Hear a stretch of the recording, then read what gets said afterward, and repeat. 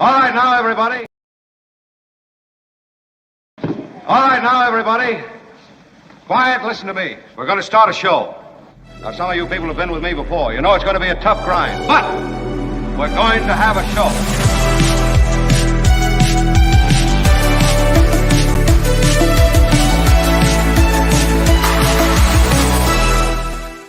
Have a show. We are going to have a show. I feel good. What a morning it's going to be.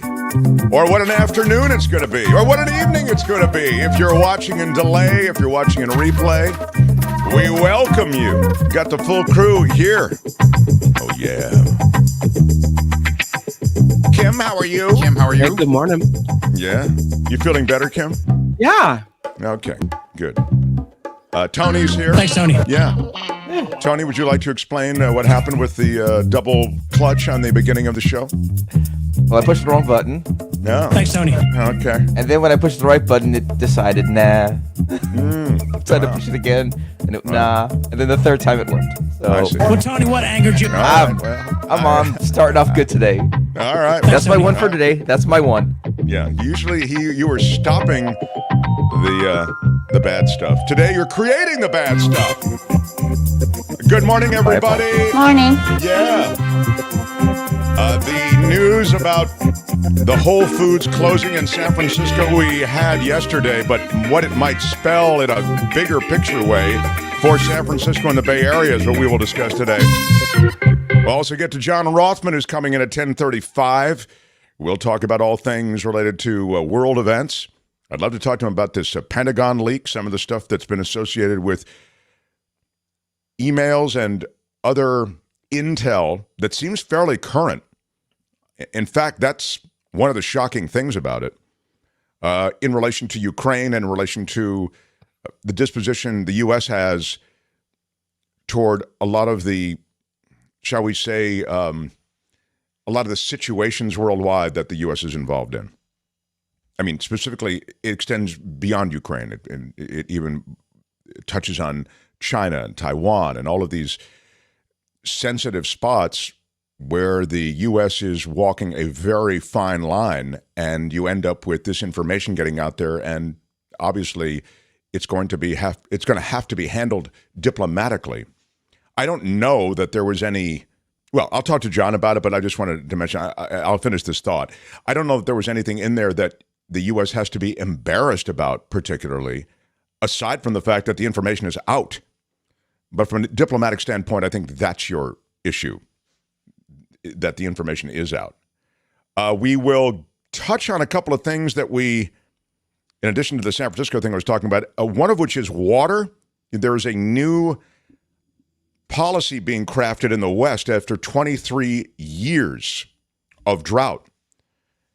There is a new policy being crafted as to the amount of water many Western states will be able to get going forward. And that policy is being crafted by the feds. It's not kind to California. So I will touch on that in a moment as well. In the good news from water world, the super blooms are everywhere. I don't know if you saw, in fact, this would be cool if you can rally this, either Kim or Tony. The Chronicle had from space, like satellite imagery of the super blooms in California. They were really spectacular. So it's just interesting to see that a satellite image can pick up the super bloom. It's that magnificent as a result of the tremendous amount of rain that we've had. So they're looking now at gun reform, even in Tennessee. The Republican governor pushing for gun reform. Again, some of this is performative, but I think there is a demand in Tennessee, as there is nationwide, for increased strengthened background checks. This is something that polls overwhelmingly well. And obviously now, in the shadow of the carnage in Tennessee, you might have the political will to do it. So that's what's going on. I also have, is that the, who was that you just put up there? Anybody? Kim, you're muted. Okay. No one's So talking. that was a governor from a story, but what I was trying to get was this, which is what you had asked for. Oh, which there the it is. super bloom. Yeah, that's the bloom, the super bloom. Look at I was that. trying to rally, but I got the wrong guy. So there That's you go. okay. Yeah, I didn't know if that was something else I was supposed to comment No, on. The apologies. There's a super bloom. Look at that beautiful purple flowers. wow, And the yellow mustard, so pretty. totally, totally beautiful.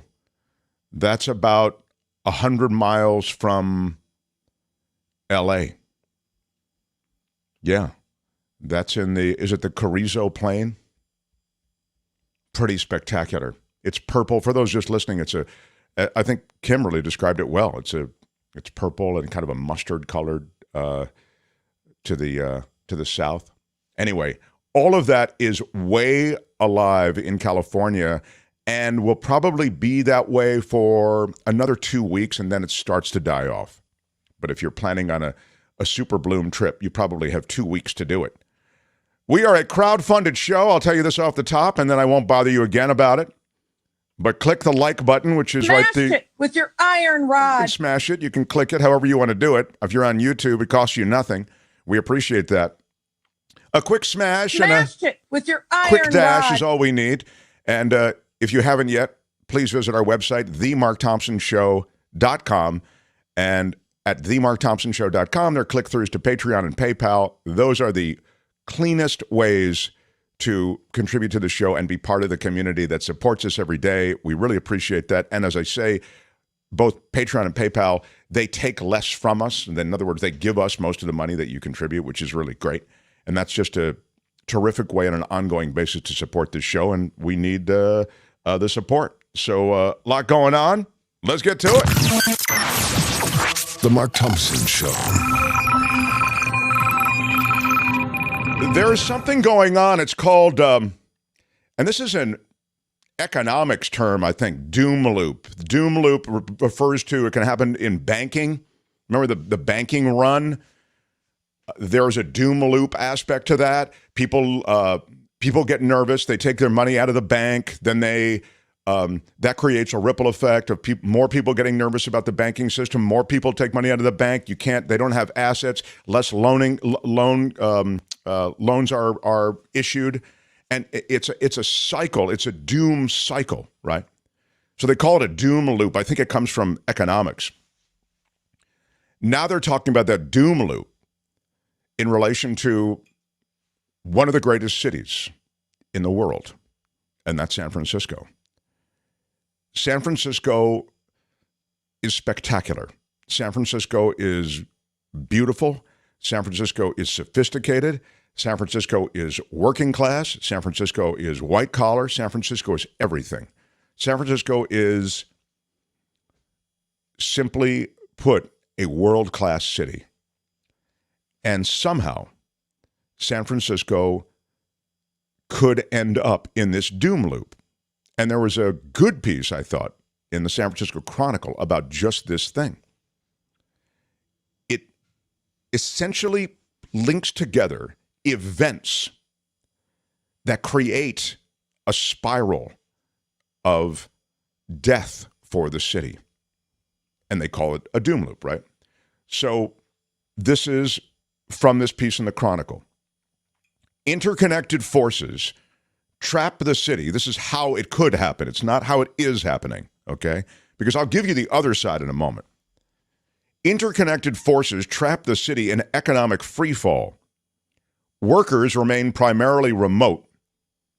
You know, a lot of this stuff has to do with COVID and circumstance. It's not just all what's happening in the city with law enforcement or whatever. Workers remain primarily remote. Office space sits empty. Businesses shutter. Mass transit is sharply reduced or even bankrupt, making it even harder for low and middle wage workers who who enable restaurants and small businesses to operate, causing major budget shortfalls from declining tax revenue that imperil numerous city services, trigger mass layoffs of city workers, and shred the social safety net. All of which causes more people to do what? Leave. Mm-hmm. San Francisco officials and business groups acknowledge the possibility of a doom loop scenario.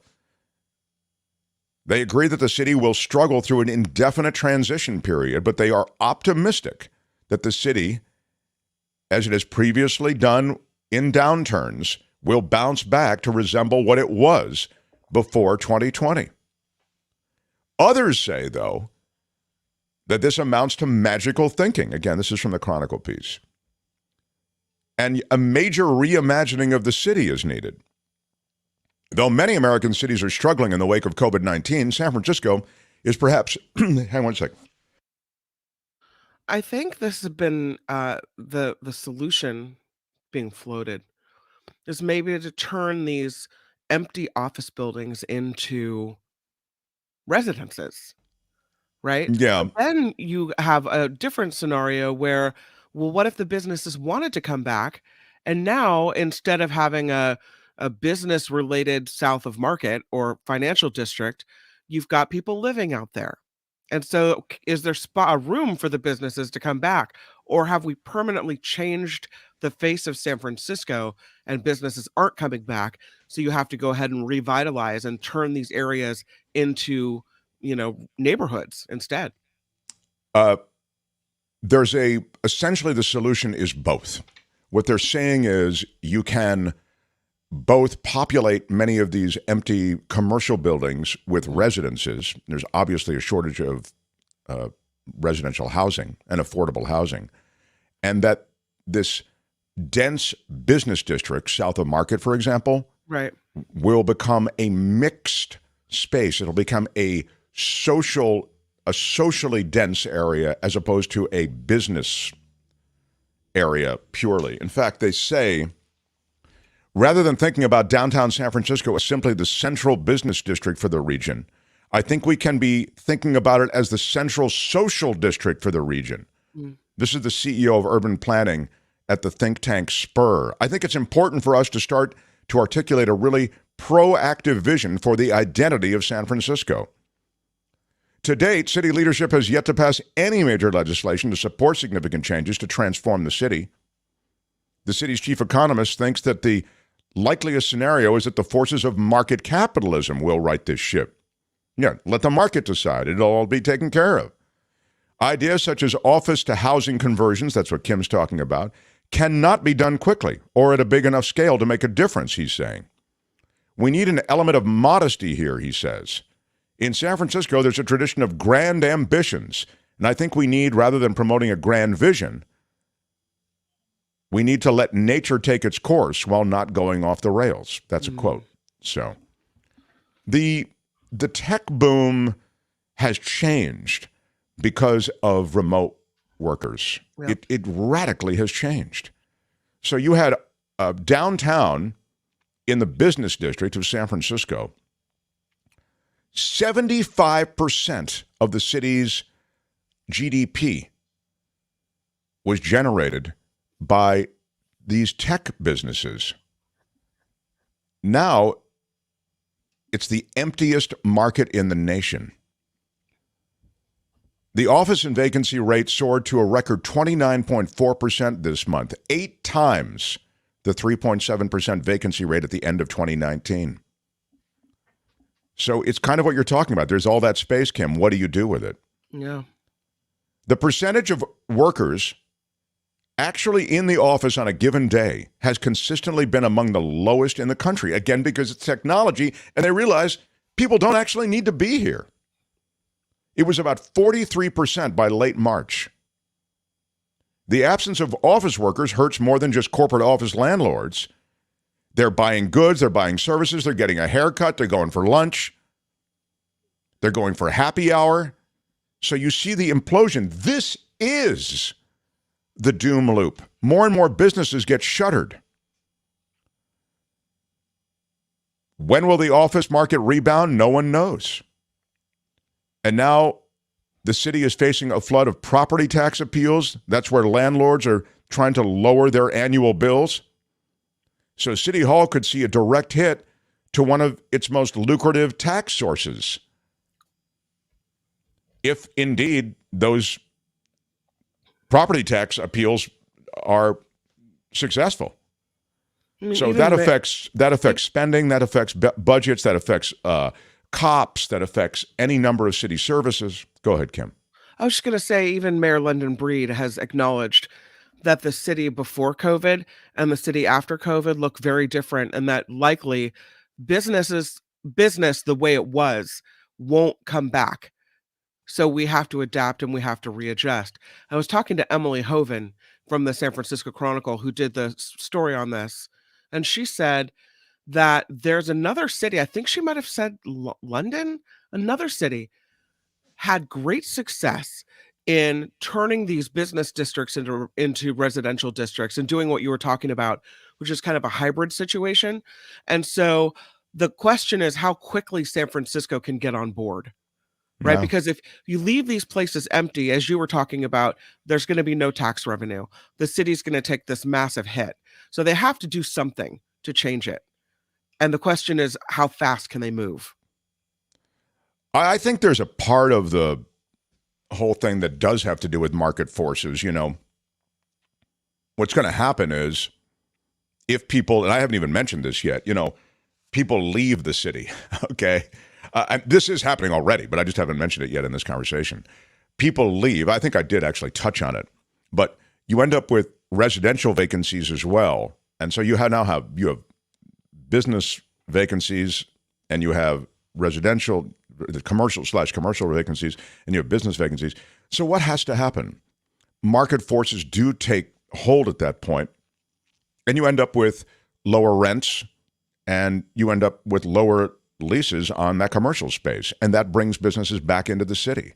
Now, I'm not saying that that is going to be the solution, but I'm saying left to its own devices, that will happen. Still, remember, if those commercial leases drop, if those landlords are actually successful in their appeals, all of those things do affect the budget for San Francisco and the bottom line. None of that's good for the city and the city's ability to provide services. So those other things that we worry about, crime and, you know, the general cleanliness of the city, handling the homeless problem, all these other, the open drug markets, all of these other issues that we talk about in the city, they become, and they continue to be, contemporary issues that we face, largely as a result of the fact then that you don't have the money to address them.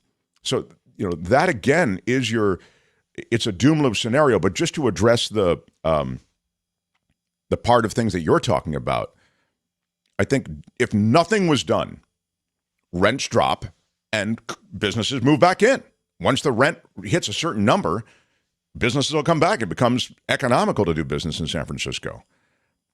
But they don't want that to happen, you know, because as we say, city service, mass transit is affected by this, you know. I think the Chronicle article touches on BART's survival. BART is the linchpin for downtown San Francisco's economic health, and its future is in jeopardy, they say. There isn't a path to sort of reoccupying downtown without public transit. San Francisco is one of the only employment centers on the West Coast that most people get to by transit. BART was designed to feed the city's economic core and has leaned heavily on fare revenue from those workers. The switch to remote work decimated ridership. In January, the ridership was 40% of the pre-pandemic levels. 28% for the people who usually get off downtown. The transit services budget forecasts show they expect $300 million in deficit by 2026. I won't get too much more into the weeds, but if BART dies or has to cut back dramatically, commuters would face all kinds of obstacles in getting to the city. Office attendance could fall further, as could excursions into the city by regional residents who help support city restaurants and retailers. Some people could resort to bus service or driving their cars to get downtown, but there aren't enough streets and parking spaces to accommodate a pre-pandemic volume of drivers into the city's northeast, according to one expert. Bay Bridge traffic is already near pre-pandemic levels. BART officials are contemplating a regional ballot measure in 2026 to raise tax revenue and keep the agency alive, even if pre-pandemic ridership never comes back. And then I mentioned the very real possibility that you get population loss. People leave the city. Anyway, this is a fascinating look at what could happen, But there's a long way between dying and death, and a lot can happen in the interim. And I think the remote workers do, in a way, protect themselves from these insanely high rents in San Francisco. They talk about rents flattening or, rents are down 10%. They're still insanely high, right, Kim? I mean, you end up, if you're trying to rent a place in San Francisco, it's just... Oh, yeah. It's crazy. I was reading that Salesforce, they built this massive Salesforce tower, and they laid off a bunch of people. Even Salesforce is now leasing out more floors in their Salesforce tower, trying to get people to, take over. Sure. It's expensive, very expensive, and people are leaving. So a lot of businesses are, instead of renting the very expensive hoity-toity headquarters kind of, businesses, office space in South of Market and the financial district, instead they're getting rid of that and they're getting something really small in the Mission District. Oh, So isn't that interesting? Yeah. Maybe they maintain a footprint in San Francisco, but it's much smaller. Sure.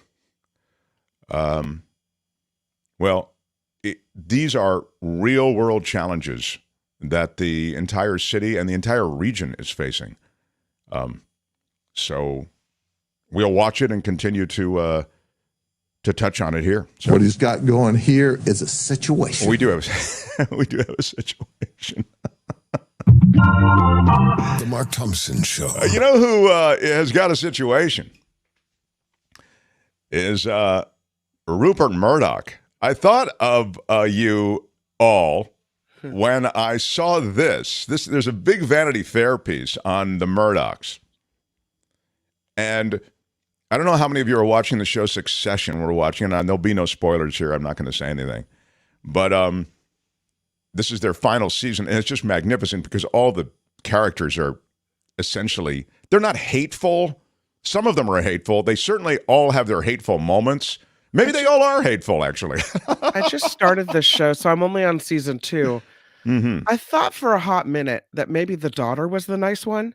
Nobody's the nice one. None. Right. Well, everybody thought the daughter. No, maybe it's the daughter. Maybe she'll be right. But it was. It essentially parallels the Murdochs. Okay. Now I mentioned that Rupert Murdoch, is not going forward with his fourth marriage. Right. He blew. Well. Yeah. He dumped his petaluma lady, or yeah, they broke up. What? Yeah, we already covered that. Yeah. She was too much of a holy roller even for him. Exactly. And Vanity Fair dropped a big story about the Murdoch's sudden divorce. Now, remember, he was married to Jerry Hall. And one of the terms of the settlement, and this is just what I wanted to deliver to you. First of all, there are two things. On the succession thing, this is related to that. And then the parallel to succession, I have something on that as well. Apparently, as a condition of the divorce, Rupert Murdoch divorced Jerry Hall, and one of the terms is that she is not allowed to give plot ideas to the writers of Succession. Oh, whoa. Absolutely right. What? It's right there. Here's the whole paragraph from Vanity Fair. At the age of 91, Murdoch blew up his fourth marriage. Hall was waiting for Murdoch to meet her at the Oxfordshire estate last June when she checked her phone. Quote, Jerry, sadly, I've decided to call an end to our marriage. Murdoch's email began, apparently, according to a screenshot. We have certainly had some good times, but I have much to do. My New York lawyer will be contacting yours immediately. Jerry Hall told friends that she was blindsided by this. Dumped by email. Rupert and I never fought, she said. There have been disagreements over his anti-abortion views. and some friction with the kids over Hall's rules about masking and testing before they saw Murdoch.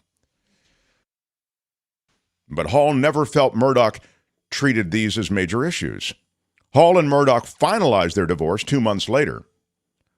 One of the terms of the settlement was that Hall couldn't give story ideas to the writers of Succession. Hall told friends she had to move everything out of their Bel Air estate within 30 days and show receipts to prove that items belonged to her. Security guards watched as her children helped her pack. Wow. When she settled into the Oxfordshire home that she got in the divorce, she discovered surveillance cameras were still sending footage back to Fox headquarters. Oh, my God. Mick Jagger, remember Jerry Hall was married to Mick. Mick Jagger sent his security consultant to disconnect those cameras. Now, here is the last part that relates to Succession, and then we'll go to Kim's news. To the extent to which Murdoch's life and family drama tracks so closely with the show's plot, there's this. He long wanted, Murdoch did, one of his 3 children from his second wife, Anna, either Elizabeth, 54, Lachlan, who's 51, or James, who's 50, to take over the company one day. Murdoch believed a Darwinian struggle would produce the most capable heir. Quote, he pitted his kids against each other their entire lives. It's sad, a person close to the family said. Elizabeth was by many accounts the sharpest, but she is a woman, and Murdoch subscribed to the old-fashioned primogeniture. So there it is, in real life. It feels like she got less dumped and more fired, Jerry Hall. That's a great point. It did feel like a firing. I mean, you have to clear out your stuff. The security will guide you out. All these things, they're informed via email. That's a firing. She was terminated. Yeah, that's a really good point. Yeah. Pretty wild, huh? So it would have been his 5th marriage. The 92-year-old was on course, as Kim says, to marry Kim's neighbor, Anne Leslie Smith. But sadly, it was she was too much of a quack even for Rupert Murdoch. Yeah, that's saying something. Girl, you just woo. Yeah, girl, you just woo. Yeah, little too much woo. Not enough girl. All right, so here's what we're going to do. The Mark Thompson Show. We'll ask you to hit the like button like a boss. No, the like button, please. You smash it, don't you? There you go. With your iron Smash rod. the like button like a boss. So here's what's going to happen. We'll take a break for Kim's news. We'll take a break from me yapping at you the whole time. And when we come back, I want to get into the water. There's a crafting of a new plan for the Colorado River, which, as you know, is being overtapped by western states. And even on the heels of this immense amount of rain that we've received and snowpack that we've received this past winter, there are pretty, shall we say, severe plans that are going into place for California. So we'll get into that. They're being put into place potentially by the feds. And it's all happening pretty quickly. So we'll get that. Rothmann, I misspoke when I said 10:35. This week he has to be on at 11:35. Right, so right. that's when John Rothmann will join. Smash the like button like a boss, with damn your it. Come iron on. I've told you, it's never easy being in this business. The Mark Thompson Show.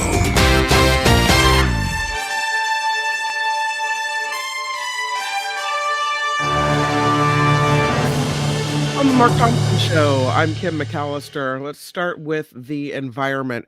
Not sure if you guys caught this story, but there is a massive industrial fire that prompted evacuation orders in Indiana. It is expected to burn for days. The flames broke out yesterday at a recycling plant in Richmond, Indiana, where a large cloud of thick black smoke, you can see it here, what was coming from that facility. Winds reportedly pushed that smoke into Ohio. The fire is contained. Officials say the smoke is definitely toxic. The evacuation zone that impacted roughly 2,000 residents was still in effect into late last night. In Hawaii, I know we have a lot of listeners in the islands, and you guys are probably aware of this, but something that really people on the mainland maybe haven't been following. The military is now extending its offering of medical evaluations to civilians who may have been impacted by the Red Hill water crisis, rather. So, what is the Red Hill water crisis? It is where jet fuel was dumped into drinking water. Civilians who think they were exposed to jet fuel contaminated water are eligible for medical assessments for the next year. The Defense Health Agency region, Indo-Pacific, will provide the medical assessments to any civilians who worked or lived on base between November of 2021 and March of 2022, and that still may have some symptoms. The Navy estimates some 1,700 civilian families were on the Navy's drinking water system that serves neighborhoods in and around Joint Base Pearl Harbor and Hickam Air Force Base. So, I mean, come on. As a matter of fact, my mother did her student teaching at Hickam Air Force Base. So that could have been my family. Maybe it's your family. Yeah. So Oh can you no, I imagine? mean, and sadly, the military really, I think it plays fast and loose with the dumping of toxic chemicals and chemical agents. I mean, Yeah. look, our society does. I'm not blaming just the military, but I'm saying, if you're adjacent to a military base, there's a lot of stuff going on that's at best shady and at worst toxic. Yeah. And I mean, you see it in Alameda. You saw it at Bayview Hunters Point. You see it in Vallejo. You see it on Treasure Island. Wherever the military has been, toxins remain. So We give this just is part of a bigger issue, but we give the military a pass on so many things, and we are proud of our military and proud of people who serve in the military, and usually to a person, they're honorable. But the reality is we shouldn't give them a pass. We give them a pass on money. Look how much money we throw at them. We don't even audit it. I mean, it's absolute insanity, and we give them a pass on this toxic dumping. Everything from burn pits to fouling water supplies of the sort that you've just described. I mean, I just think that these... So, again, I wish we'd look with greater scrutiny at some of these military bases where they do important work, perhaps, but they don't respect so much of the soil, air, and water around where they're doing that important work. yeah, it turns out drinking jet fuel is bad for you. Just so you know. What? Former President Trump claims police officers and court employees were crying at his New York arraignment last week. Poo-hoo-hoo.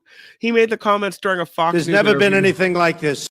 It aired on Tuesday. Trump also noting that a criminal conviction will not stop him from running for president in 2024, saying dropping out of the race is not my thing. Wow. Meanwhile, President Biden is ripping this judge in Texas, the controversial decision that would suspend the abortion pill, mifepristone. Yesterday, President Biden called last week's ruling completely out of bounds. The judge ruled in favor of anti-abortion groups, ordering the FDA to revoke its decades-old approval of this drug. A lawsuit argues the nearly 5-year approval process for this medication was rushed. The Justice Department has since appealed the judge's decision, so we'll see how all that shakes out. Here's the guy that you had seen earlier. He is North Dakota Governor Doug Burgum, and he is signing into law 2 bills banning transgender women from competing in women's sports in kindergarten through 12th grade is school and also in college. He said in a statement, a House bill preserves athletics for girls and boys under traditional Title IX protections. Governor Burgum saying there have been no cases of transgender women trying to compete in sports in the last 2 years, but still, the bill anyway. The ban continues a trend across Republican-led states. Solving the problems that don't exist. That's, there you go. Right. Yeah. 20 states have put into place similar legislation and similar restrictions on transgender women from competing in sports. So, yeah, thank you for that.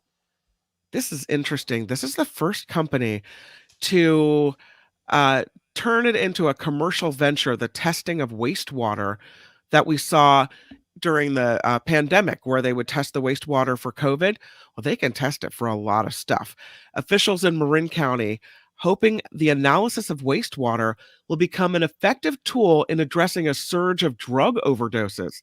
So in February, the Marin Public Health Office began testing samples collected weekly at the Central Marin Sanitation Agency for fentanyl, cocaine, and meth. Marin is partnering with Massachusetts-based BioBot Analytics to conduct this pilot study.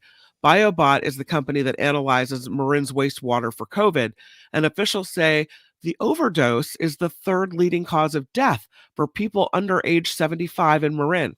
Third leading cause of death, and that wastewater sampling is a democratic method of collecting data related to overdoses because it reveals drug use of all demographics. So in comes BioBot contracting with the county of Marin to see who's doing drugs and where. So that's the story with that. Meanwhile, over in Stockton, they had this program to see if guaranteeing people's income would make a difference. And it seems like maybe it has.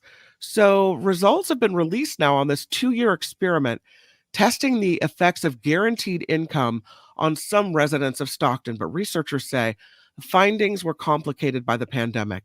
The program made $500 monthly payments to 131 people. It started in 2019, about a year before the pandemic.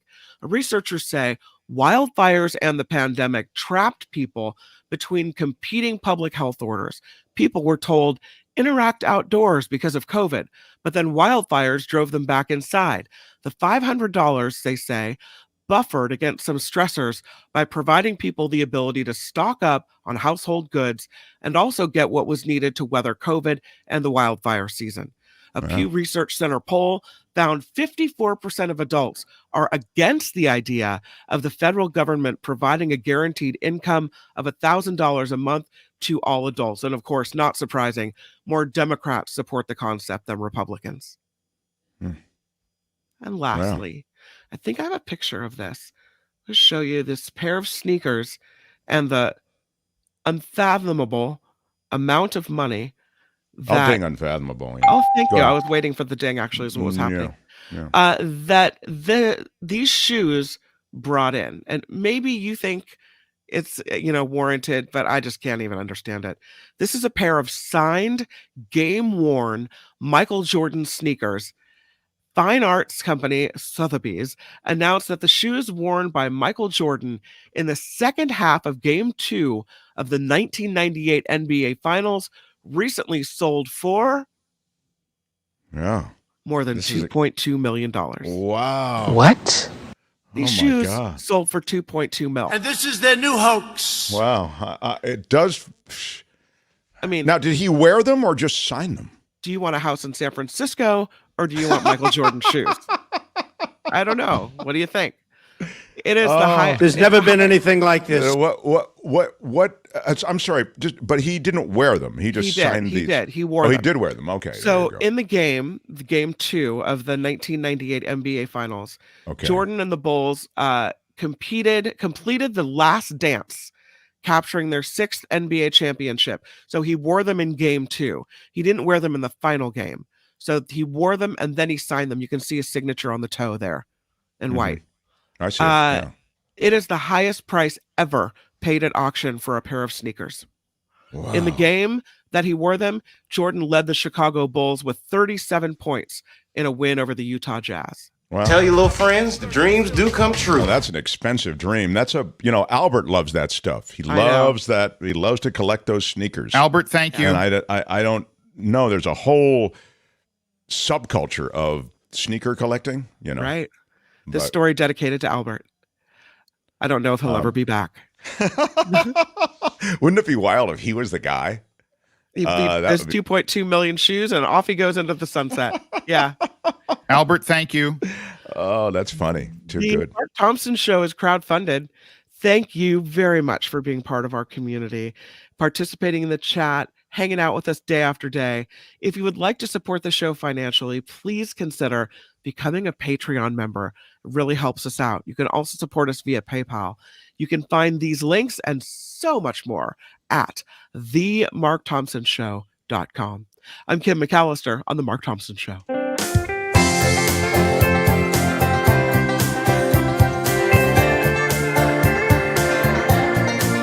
God bless America. The end. The Mark Thompson Show. Who's Mark Thompson?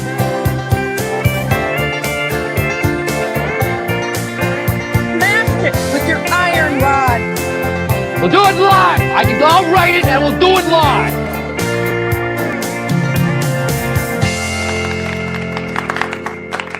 What up, everybody? Glad you could join us. I know that you hear that country music, you all get all nervous, don't you? I love country music.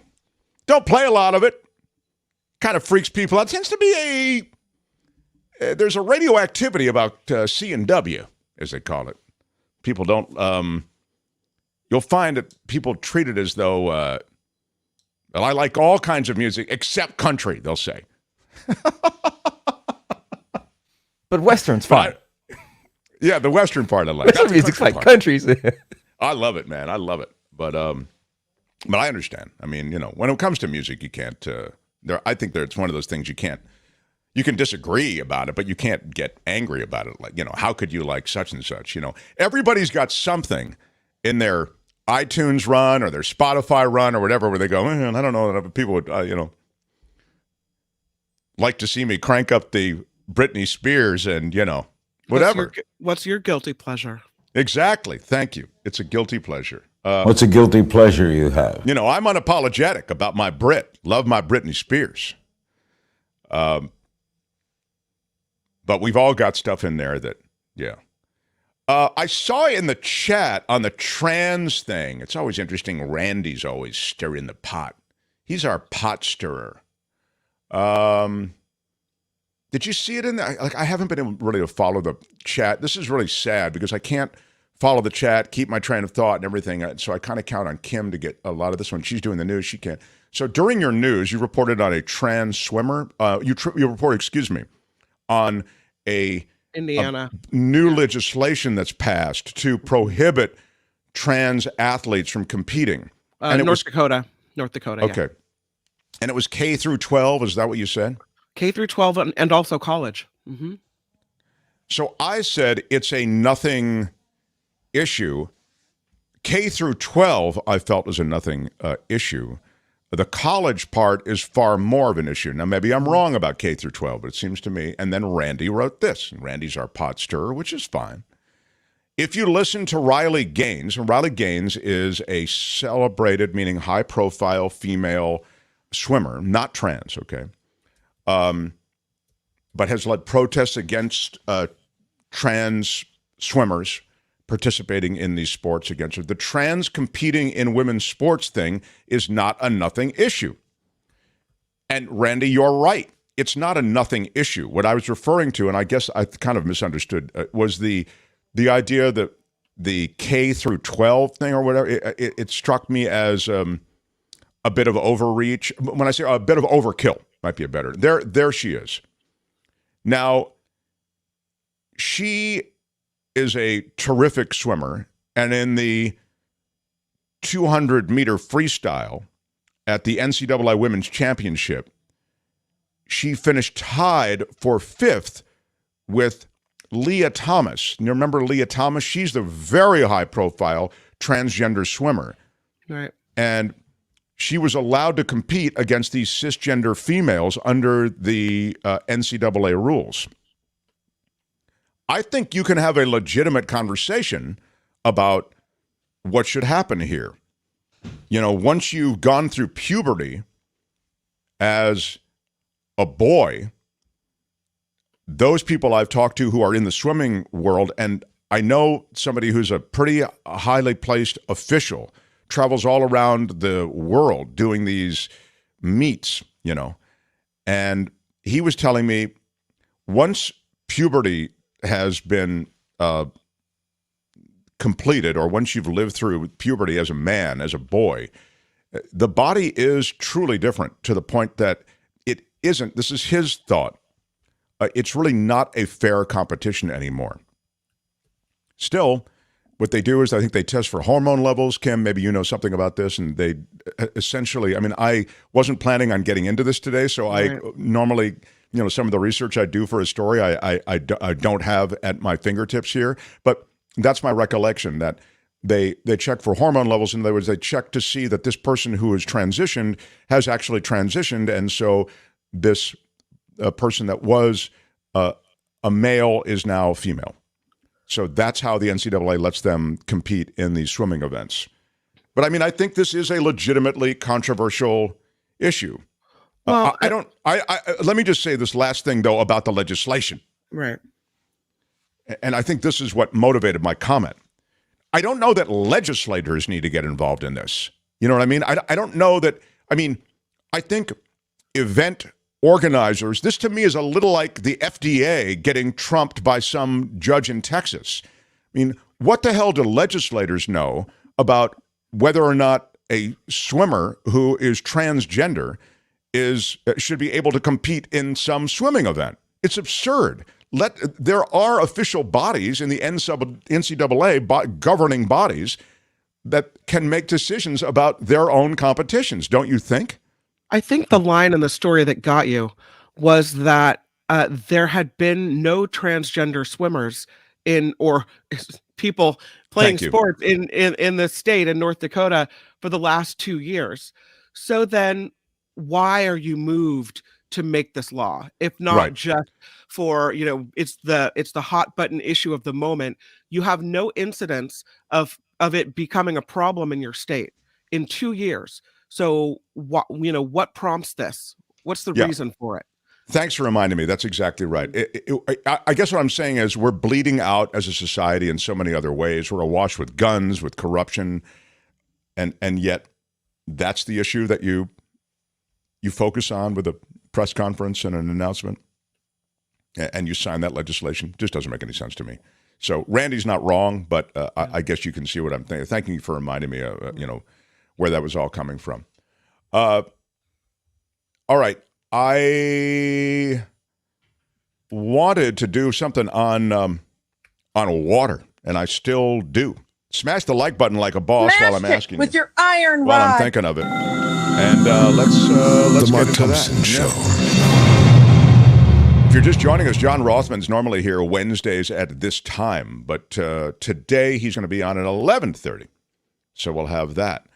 I do want to mention what's happening with major water cuts to protect the Colorado River. The Colorado River already overtaxed, and the federal government yesterday laid out a couple of options for preventing the Colorado River's depleted reservoirs from falling to critically low levels. And they're looking at a lot of water cuts and a readjustment of water priority rights, and they're going to shake things up in a hurry. Tony, you have a story? Is that what you were saying? Here we go. Despite a very wet winter in the West, the crisis on the Colorado is so dire, the federal government is worried Lake Mead and Lake Powell could hit what's known as Deadpool, when water no longer flows under the massive Glen Canyon and Hoover dams, cutting off Colorado River water to western cities including Las Vegas, Phoenix, and Los Angeles, as well as millions of acres of farmland. We cannot kick the can on finding solutions. Under one proposal, the Interior Department would impose even cuts of up to 25% on California, Arizona, and Nevada. A second option would largely spare California because of its senior water rights, but hit Arizona hard. So what we're boating under, you used to be able to boat over? You used to be able to boat over the top of this bridge.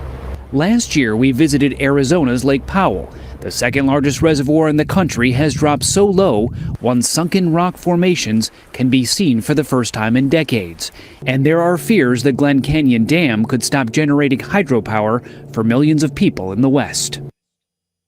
Wow, that is just wild. Thank you for finding that. Thanks, Tony. It's a very big deal because you mentioned Los Angeles there, and I think he did allude to the fact that there are water rights that prioritize LA, for example, and they date back to, a long time ago, and there were, it was the land of plenty. Well, now it's not the land of plenty, and those water rights are being called into question, and the feds are potentially stepping in with these new plans. The option of cut-based across-the-board percentages represents the worst-case scenario for California. The Interior Department is signaling they are willing to impose these deep cuts on California and that California must negotiate with the other 6 basin states if they want a better water deal. And again, what was happening before is essentially the feds were saying before, hey, you guys in the West, you guys work this out. You have water rights that date back a long way. All of you are in a tough situation. You'll negotiate and you'll come up with a new plan. And California was thinking, and essentially I say this because they were laying back and they were saying, no offense, but we kind of have priority here. Our water rights take precedent, so you guys work it out because we're getting our water. Now the feds are coming and going, you're going to come to the party too because this is a statewide and region-wide issue. In addition to settling on an approach for the next 3 years, managers of water agencies still need to negotiate new rules for dealing with shortages after 2026. That's when the current rules expire. Whatever option the federal government decides to choose, much is going to depend on reservoir levels over the next 3 years. In the Rocky Mountains, the snowpack in the upper Colorado River Basin now measures 156% of the average since 1991. That's one of the largest snowpacks since 1980. The runoff this spring and summer will boost the level of Lake Powell on the Utah-Arizona border, and that water is going to make its way to Lake Mead, of course. That stores supplies for Southern California, for Arizona, for Southern Nevada, northern Mexico. But Lake Powell and Lake Mead are still expected to remain well below half full. Unprecedented conditions require new solutions, said the commissioner from the Bureau of Reclamation. To meet this moment, we must work together through our shared values and a commitment to protecting the river. The river's flow has decreased about 20% below the 20th century average since 2000, so it's really dropping quickly. And there are all kinds of additional remediation funds that are coming from the federal government. It's possible it is too late, Maud. That's true. Maud's saying we worry about it when when it could be too late. Yeah. Shouldn't we have been at the beginning of the drought when we saw this as a big problem headed our way? Shouldn't we have been building storage areas and more reservoirs and have the ability to, when the stormy year comes, because they're going to be few and far between probably as we move on, that we have the ability to store this water, especially the water that's going to melt and it's going to flood. Instead of being able to take it and store it, it's just going to go zipping away. And we did nothing. The problem is that it's very hard politically to sell worrying about things in the future. Look how hard it is to get anybody to worry about global warming. I mean, we're at a climate crisis. The world is incinerating itself because of things we're doing. If you leave aside global warming, you just look at toxifying things, okay? We are toxifying our own environment. Look at the DDT that was dropped off of the coast of Southern California, football fields of it, and they just dumped it in barrels, and sometimes they didn't even dump it in barrels. They just dumped it, the raw DDT, into the ocean. I mean, that wasn't rare, exactly. That one, by the way, that was the military. So, and again, I'm not demonizing the military. I'm saying they get away with a lot of stuff because it's some, general signing off on something. But my point in mentioning it is this is clearly a toxification of our environment. We can't even pull back on that. So when you come in, and I'll put it in terms that really relate to all of us, I think, when it comes time to fix the roof, it's a super big expenditure to put on a new roof. So what do you end up doing? you patch the roof, we had a dry year, it doesn't rain that much, it only leaks in a couple of places. Then you end up with dry rot, you end up with all the problems of having a roof that's not fixed. But the idea somehow politically that you can sell replacing the roof, it's a much, much tougher sell than taking care of things that are more immediate. And I think this is exactly what you're saying, Kim. Like, why didn't we worry about this long ago? And what Maud is saying, these are things that we knew were happening. We knew we needed a new roof. We needed a new strategy for dealing with a vanishing resource. I said when I was on Cron, that was in the 80s, I said water is going to be more valuable than gasoline. In the 80s, that wasn't some fresh idea that I was some breakthrough thinker. People were saying that. People who knew this and watched resources were saying it. Now here we are in 2023, and you're right. It's probably too late, but we have to do something. And this idea that, well, it's too late. I mean, on this, we're going to run out of water. And you're going to have wars fought over this stuff. It's a vanishing resource. So there are three different federal scenarios. Let me just leave you with this, and then I'll move on. But they would make water reductions based predominantly on the existing priority system for water rights. That would mean smaller cuts or no cuts for agencies and entities holding older water rights. That's good for California because the deals made, as I said, were favorable toward California long ago. A second alternative would analyze the effects of reductions distributed in the same percentage. That was what was talked about in that piece. That approach would mean across-the-board cuts for all water users in the regions. That'd be about a 13% reduction on top of the cuts that were already agreed to. I mean, that's going to be a tough pill to swallow, but we'll have to swallow it. And there was a third option as well. Now, what was the third option? I don't know. I don't know either. Well, I thought I had. I'd like to have as many options as possible. Yeah, is there another option that doesn't involve any cuts, Mark? Can you give us that option? Let me look.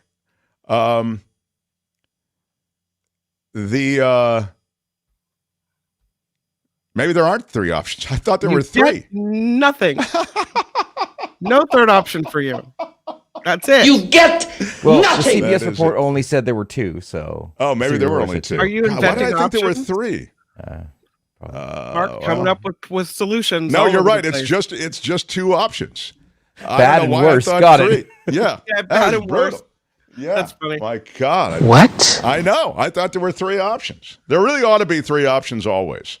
But well, now that you said there's three options, I want three options. No. yes, that's the third one. Dangle it in No, front no. of me and rip it away. Yeah, absolutely cannot happen. Rude. Is the deal. So, well, here's the deal. Next hour we get into the politics. Next hour we get into geopolitics with John Rothmann. He'll come on at 11:35. I have news next hour also of homelessness in a place that you might not associate with homelessness.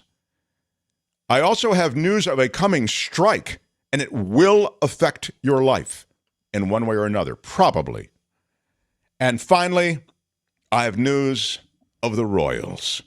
Yes, indeed. We have processes and protocols and standards. Indeed. The Royals are going to be affected by processes, protocols, and standards. All of that still to come. Smash the like button like a boss. With your iron rod. Mark Thompson Show. The Mark Thompson Show.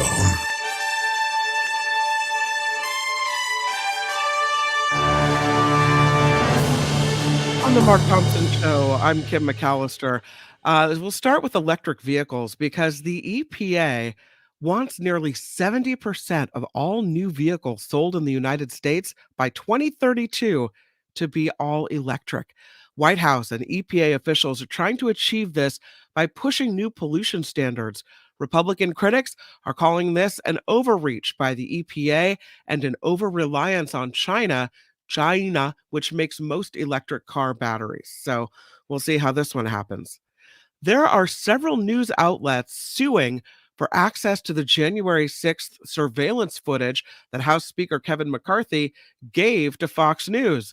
The California Republican handed over the 44,000 hours of video to host Tucker Carlson, who aired some of it on his Fox News show. The coalition is also trying to get that footage by asking the FBI through the Freedom of Information Act. You can't just give it to one agency. You got to give it to everybody. This is a wildfire burning in Ocean County, New Jersey. It's a big one. It's now about 50% contained. Officials say this wildfire in the Manchester Township area, about 50 miles east of Philadelphia, has burned more than 3,800 acres of land. Evacuation orders were issued for 170 homes yesterday, and residents, some of them, have since returned home. The future of cars may be indestructible after a video of former California Governor Arnold Schwarzenegger fixing a pothole reached about 1 million views. Have you heard this? Oh, yeah. What? Yeah. I saw the video. What happened? What was the controversy? He was fixing his own pothole. Well, there's, after storms and everything. Screw your freedom. Yeah. There's a lot of potholes out there, and Arnold was not having it. And he is not going to be sitting around waiting for anyone else to come fix the potholes. He's pretty much going to get out there with a shovel and do it himself. So in the video, there's this woman driving by, and she stops and thanks him as the pothole has been there for 3 weeks, screwing up cars. The Terminator actor, former governor, tweeting a video of himself and another man filling out this pothole yesterday in Los Angeles. There he is out on the street doing his thing. It's it's funny to see him out there doing that. I don't see the video. Do you have it or not? We don't have but it? I did have sound. I was trying to get to you. We should have had that video. It's not that hard to. I didn't think, but maybe it is. I don't know. I don't know. Anyway, yeah. But did you hear the other part of that now? Okay, the city of L.A. is saying, Arnold, you're not filling in a pothole. That's some kind of drainage trench, is what It's a hole in the road. Right, I agree. It looks to me like a pothole, and I'm doubting the city's story. I think that Arnold's right. He probably drives that road all the time. He didn't pick that pothole randomly. No, I mean that road was probably a certain way, like without the pothole, for all the many times he's been driving it. Then he got that pothole beginning to show up, and he thought, I've had enough of this. I'm going to go do something. And he does it. You're welcome. You're welcome. You have to do it yourself. You have to do it yourself. 3 weeks to terminate waiting for this hole to be closed. Yeah. Yeah. Wow. Screw your freedom. Yeah. Well, you know what? If it's a drainage ditch or if it's a drainage pipe that needed to be covered up, why are you leaving it in the roadway for 3 years for people to drive over and have their cars all banged up or people to trip over? Whatever. Why do they do? Yeah. Why do they do anything? Why do they leave anything? Why do they? I don't understand it. I mean, the city streets in Los Angeles look like Fallujah, Iraq. It's crazy. They're absolutely they're pocked with all these huge holes. There he is, filling it up. Yep. Good for him. Go Arnold, go. Get it done. Everyone else is out there in their raggedy jeans. Not Arnold. He's got his nice boots on. Yeah. His nice jacket on. Yeah. He looks like he's ready to step onto a Hollywood set. The other guy's in his jeans and a t-shirt and a hat on. Screw your freedom. Yeah, right. Yeah. Thank you, Arnold. Thank you so much. Anyway, nice job. This report. You're welcome. You're welcome. You're welcome. You're welcome. You're welcome should be a drop, I think. You're welcome. You're this welcome. Report is crowd-funded like the Mark Thompson show. Yeah, it is. Yeah. Crowd-funded, yeah. Thank you for being part of our community. You got to do it yourself. So Mark, you need your own crowd. You got to do it yourself. That's Come right. on. It's all there, black and white, clear as crystal. Do it yourself, Mark. You don't wait for advertisers. You do it yourself. That's why Mark has his own website with his own Patreon link and his own PayPal link. He is ready for you because he's doing it all. And so you can log on to themarkthompsonshow.com. Check it out. Help us support the show. We're very grateful. Yes. I'm Kim McAllister on The Mark Thompson Show. Do you feel it? It's The Mark Thompson Show.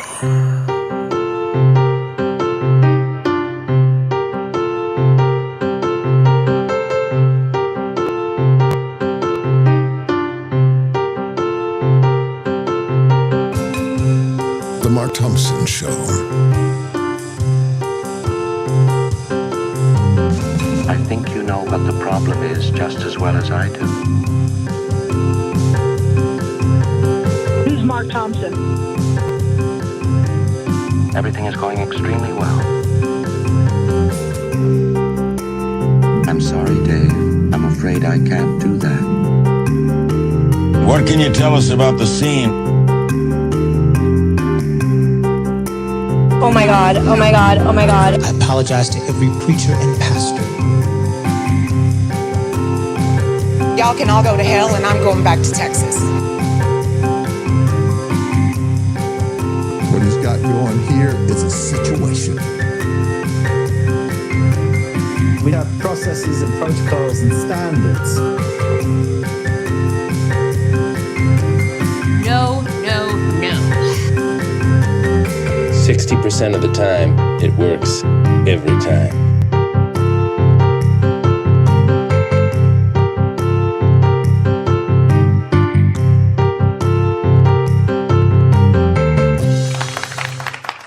What up, everybody? Great to have you with us. It is our Wednesday show. John Rothmann joining us this hour. He typically joins us in the first hour, but today, because he has a lecture that's going on, he will join us in the second hour. So if you need to adjust your hymnals and your programs, please do it. You can make that adjustment. I saw a couple of things that I feel might be of interest to you, and one of them is related to a world that I think most of us are going to be affected by. The WGA, they, as you're aware, were flirting with a strike. And the WGA is the Writers Guild of America. They wanted and want a provision, essentially, in their new deal with studios that accounts for streaming.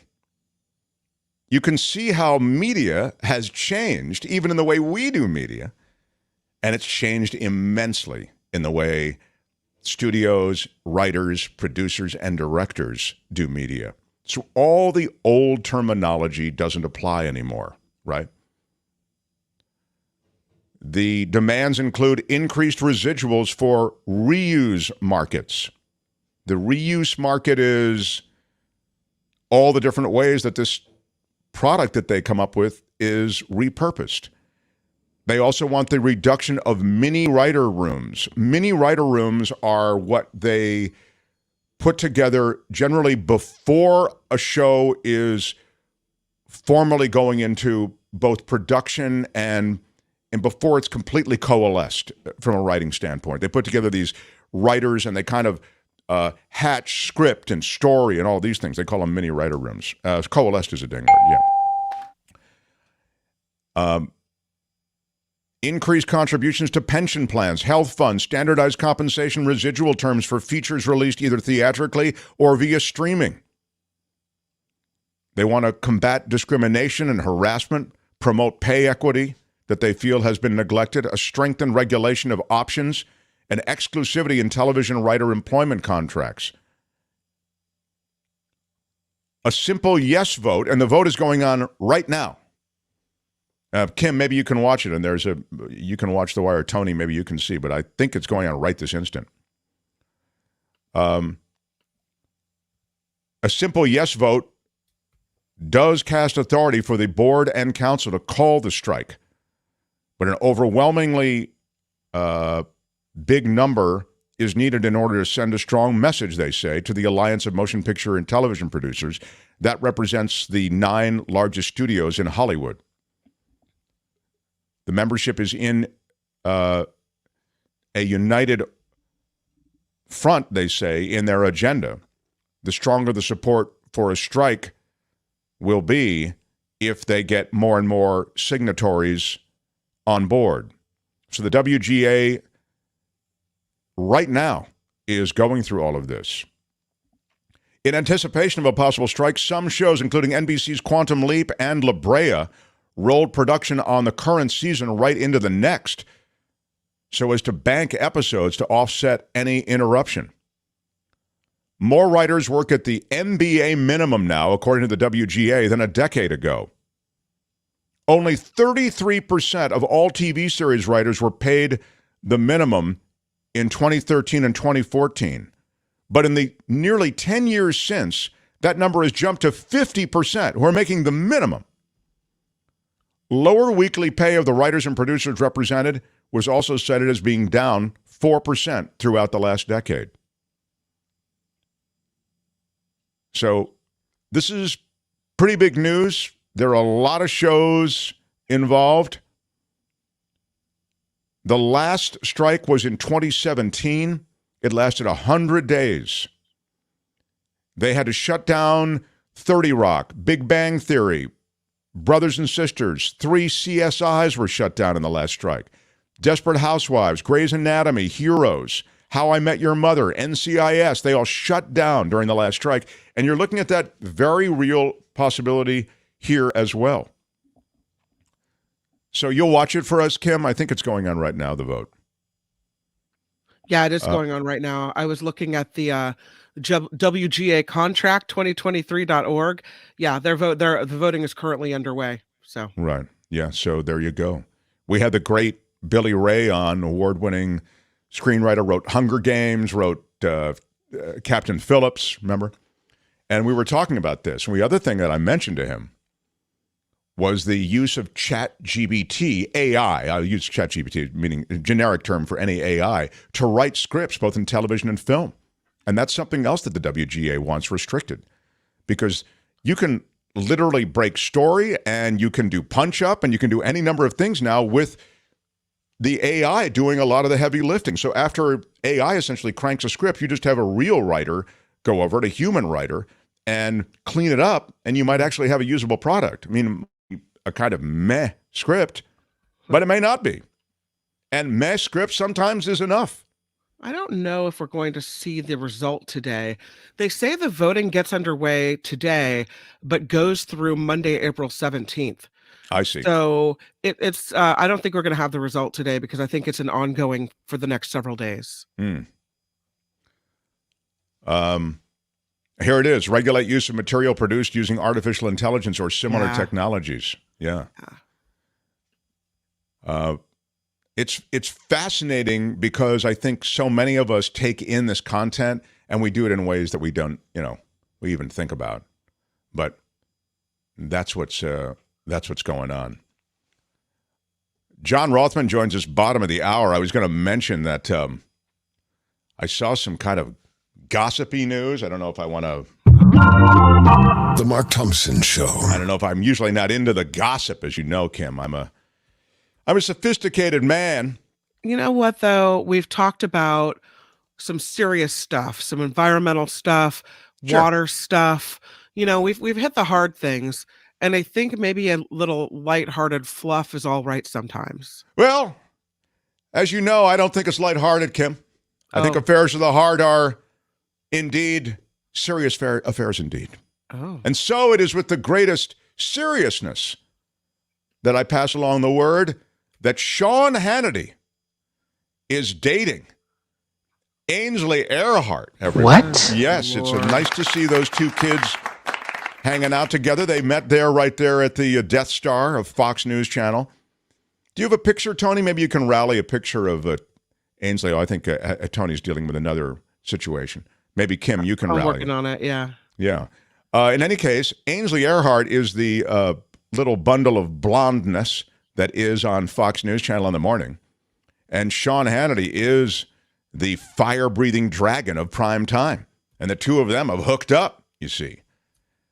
And the Daily Mail showed them out together, arm in arm, at a restaurant. That's how it starts. Gotcha.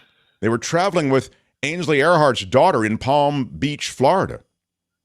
Hannity is 61. Ainsley Earhart, 49.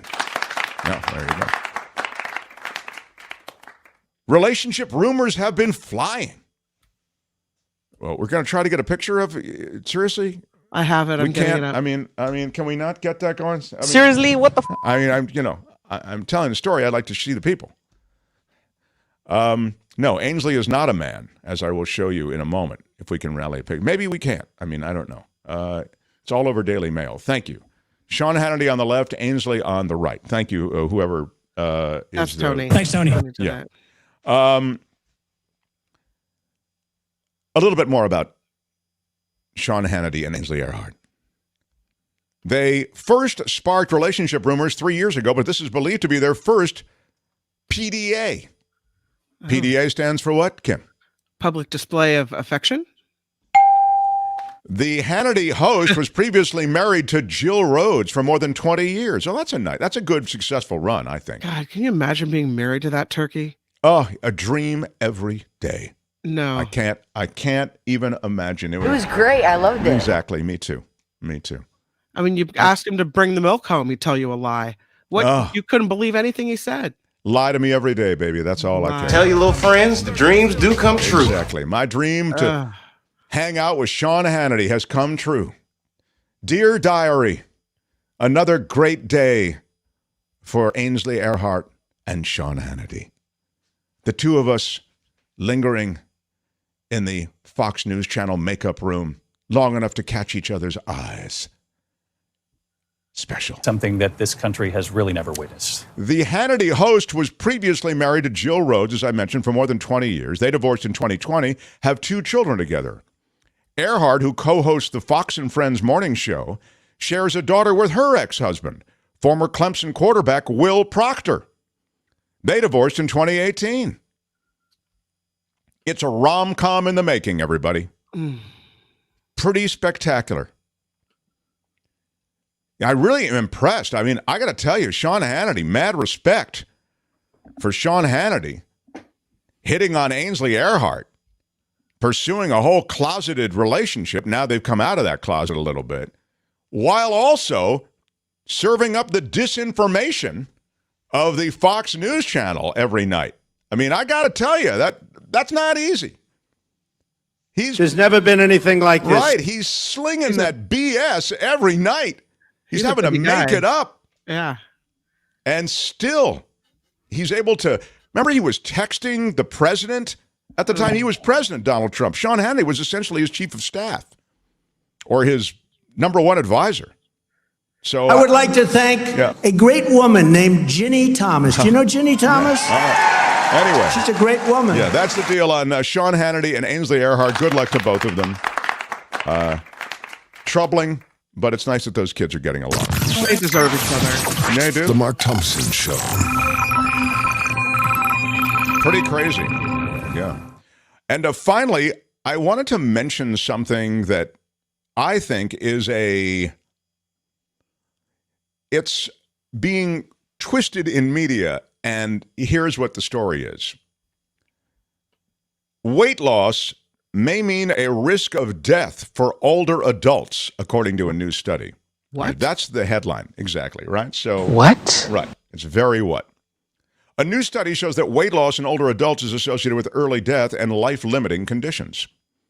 Weight gain, on the other hand, was not associated with mortality, according to the study published in JAMA.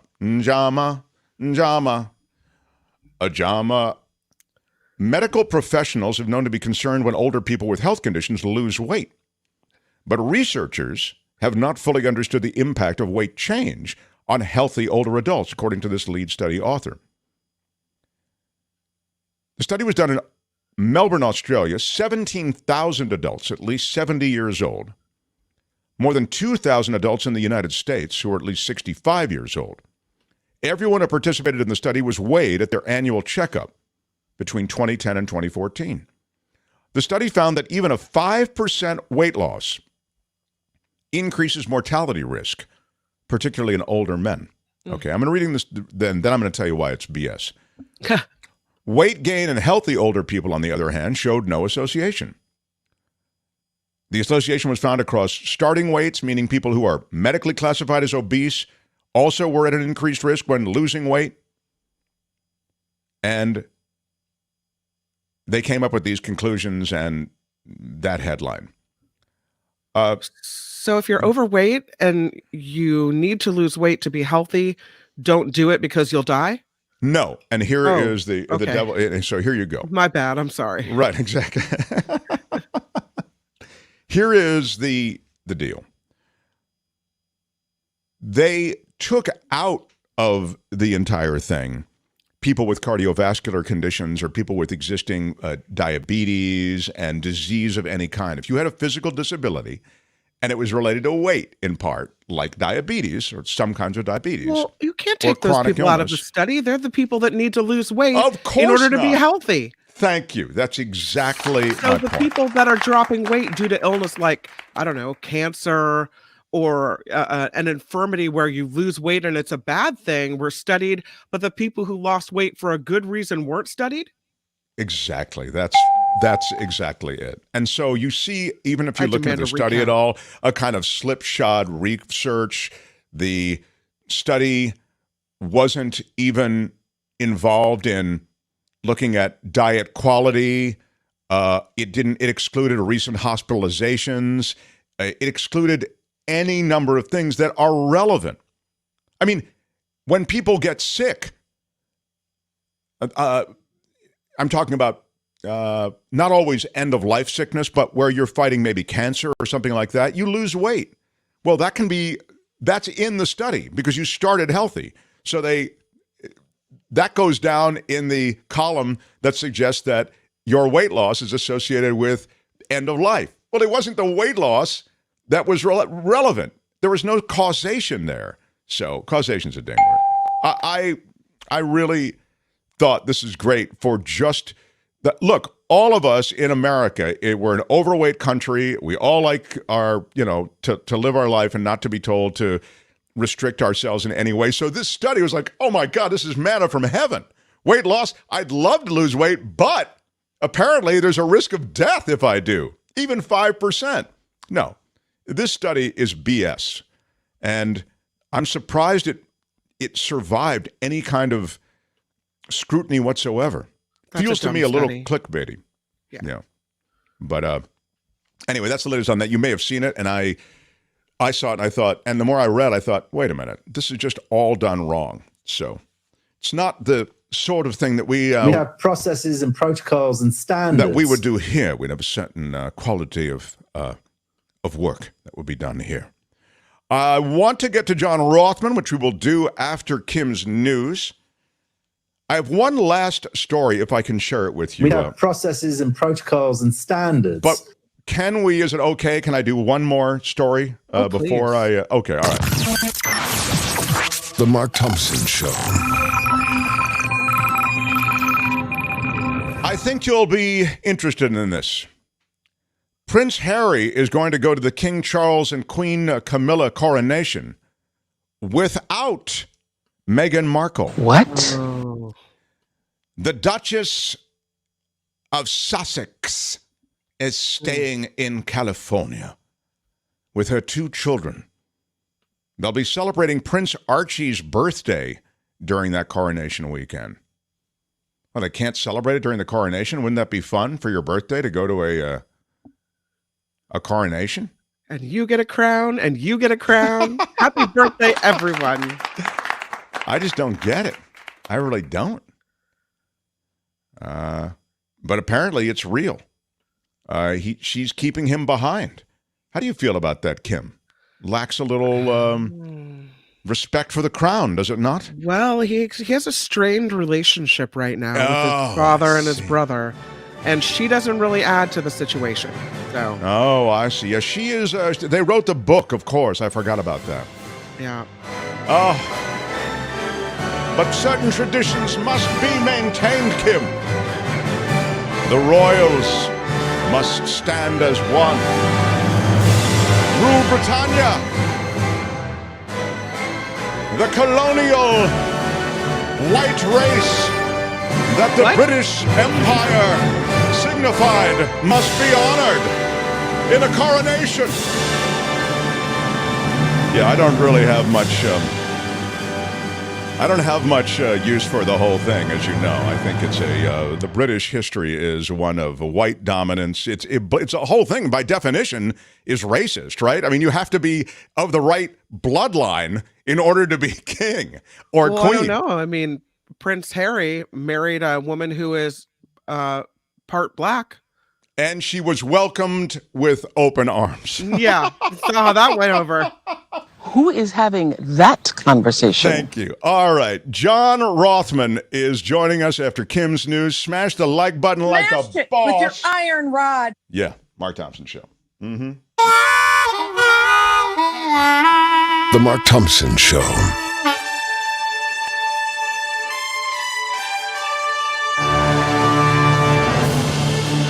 On the Mark Thompson Show, I'm Kim McAllister, and this report is sponsored by Tenuta Vineyards in Livermore. Yeah. You want the video at the end, or you want the video now? At the end. Let's get to We'll the do news. the video at the end. Okay.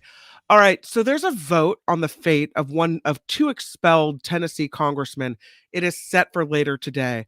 The Nashville City Council voted unanimously Monday to appoint Justin Jones back to his seat.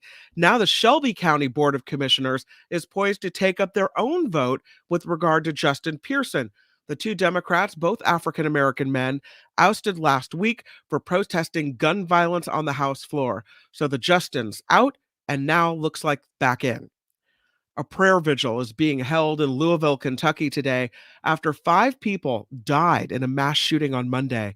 Mayor Craig Greenberg said the community will gather to honor the victims of the Old National Bank shooting and pray for those still fighting for their lives. More than a half dozen people were injured, including 2 police officers. Senator Lindsey Graham showing support for his fellow South Carolina GOP senator who is considering a run for the White House. Senator Tim Scott launched an exploratory committee for a 2024 presidential run today. Graham said he is proud of Scott and former South Carolina Governor Nikki Haley, who launched her bid for the presidency a couple months ago. Ukrainian President Zelensky wants everyone to know the video that allegedly shows a Ukrainian soldier's beheading by Russian forces is not a one-time incident. Speaking in an address, Zelensky said it's not an isolated incident. It's happened thousands of times in Bucha, where hundreds of dead bodies burned in piles were found after Russia invaded it. A Central Valley congressman is behind a push for the federal creation of more water storage for California. Republican David Valadao from Hanford is the author of one of 2 water bills being debated in Congress. House Resolution 215 so far has been supported by all California Republicans.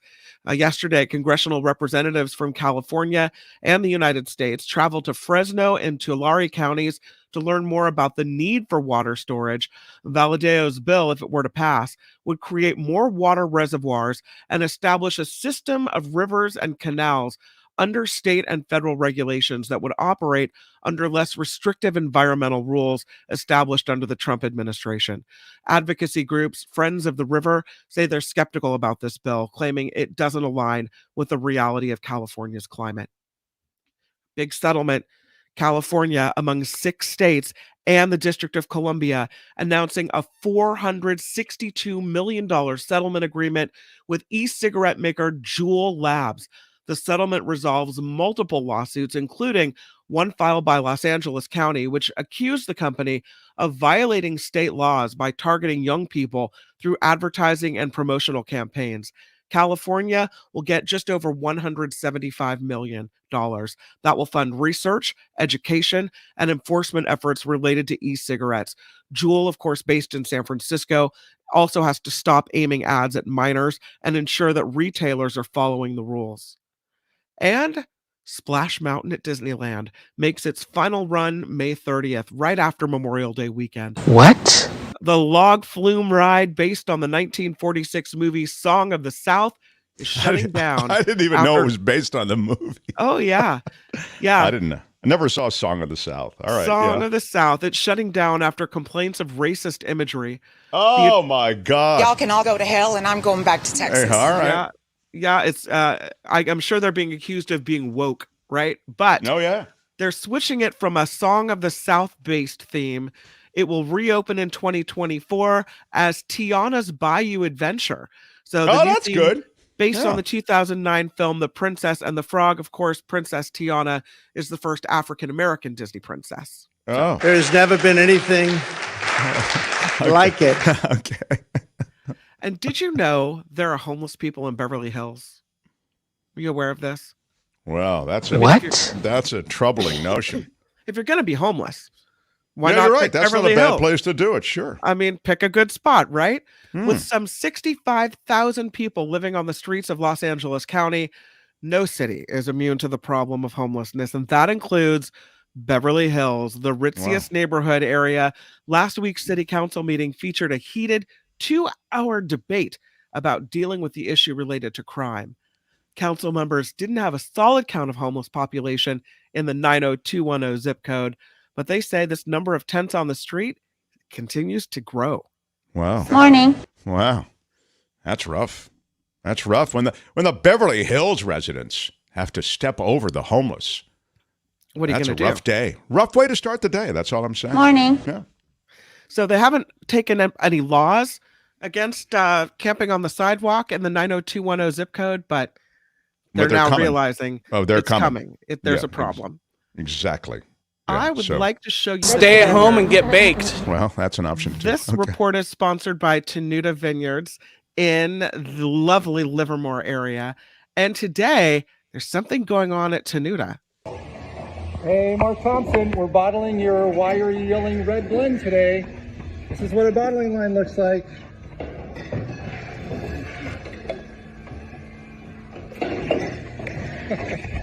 Why are you yelling? I love that. Thank you very much. Rich at Tenuta.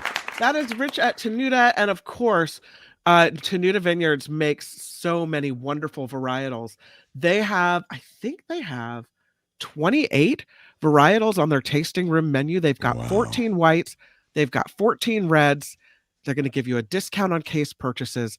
Check out TenutaWinery.com. And of course, call Rich. You have to call to get the discount. There's the phone number, 925-699-4576.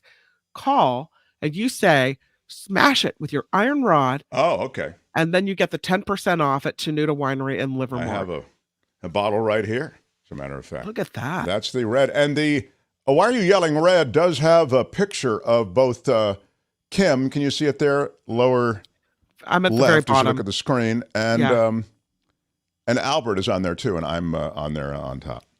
Well, Kim, before you say anything, I didn't want to put anybody else on there except myself, of course. I mean, I felt that... Do you know who I am? Exactly. I'm not, kind of I'm not big here to deal. share a label with anyone. But after some reflection, I added you and Albert. So if you call Rich, and here's the number again, you call Rich, you say, smash it with your iron rod. Sure. You Smash too it with your iron rod. Right. could have in your hot hand the Mark Thompson Why Are You Yelling red blend. Yeah. The Hey, Which One of You is Mark Thompson Pinot Grigio. Why are you yelling? Yeah. Being bottled as we speak. Hey, which one of you is Mark Thompson? Right. That's correct. Yeah. Again, so many varietals, 14 whites, 14 reds, discounts going on. You can check them out at TenutaWinery.com. And of course, you can smash it with your iron rod and get that 10% off as well. I'm Kim McAllister on The Mark Thompson Show. Mm-hmm. They had to close down an entire radio station to silence him. And now, he's here. Ladies and gentlemen, Mark Thompson. The Thompson Show. The Mark Thompson Show. My wife wants some vegetables for crudité. I was a basketball referee. Feels great, baby. Use Mark Thompson. It's unbelievably offensive. What he's got going here is a situation. I was fortunate. Everyone I worked with made me better at my job. You are a cover-up artist and you are a liar. It is great to have you all with us. On Wednesdays, we get a visit from this guy. Usually comes the first hour. Today, I think he had a lecture that he was doing, so he couldn't make the first hour, but really happy that he makes it in the second hour. Smash the like button for the great John Rothmann, everyone. Hey, John Rothmann. Mark, I have to tell you, I'm picturing you and Kim and Albert smashing the grapes a la I Love Lucy. That's what they have that at Tenuta. You can literally go there with a crew and you can smash your own grapes a la I Love Lucy. That's absolutely going on at Tenuta Vineyard in Livermore. So it's a great kind of family fun thing as well as bottling some great wines. So they have the thing. Yeah, that literally can happen and might happen.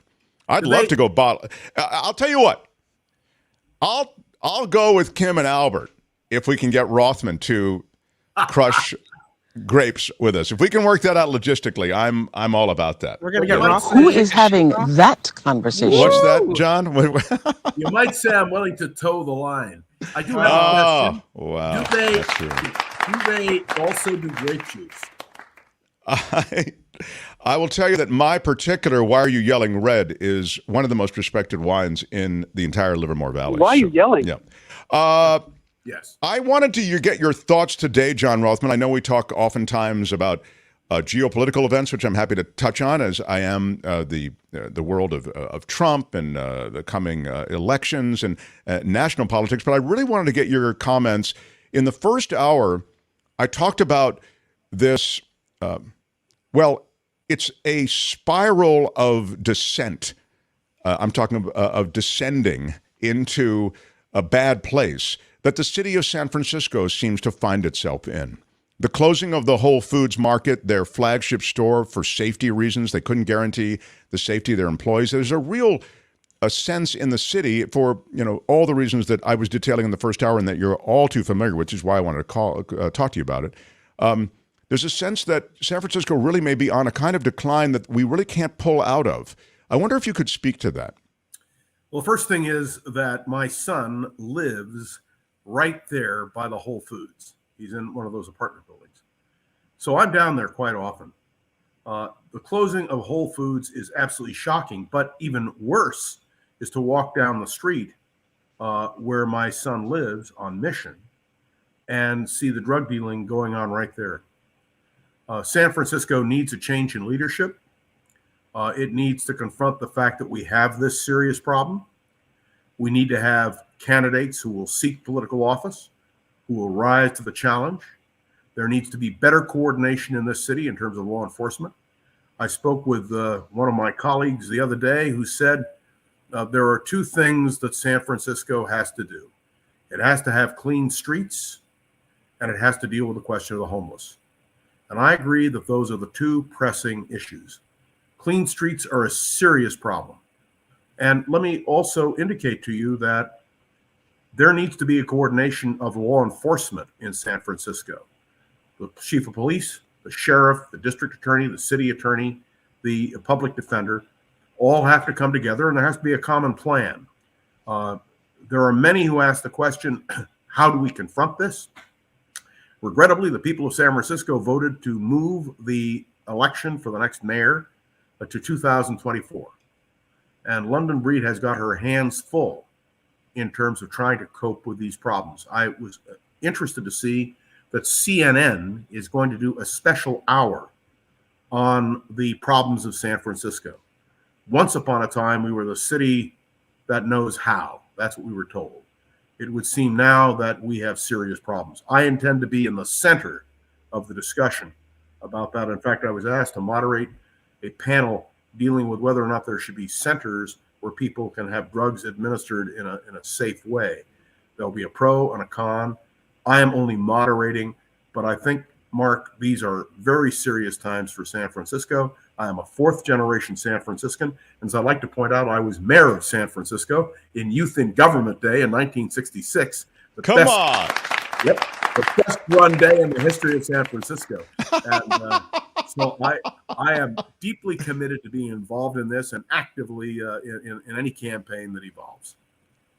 John, let me ask you about drugs. I'll get to some of the other issues in a second, but you mentioned the drugs thing.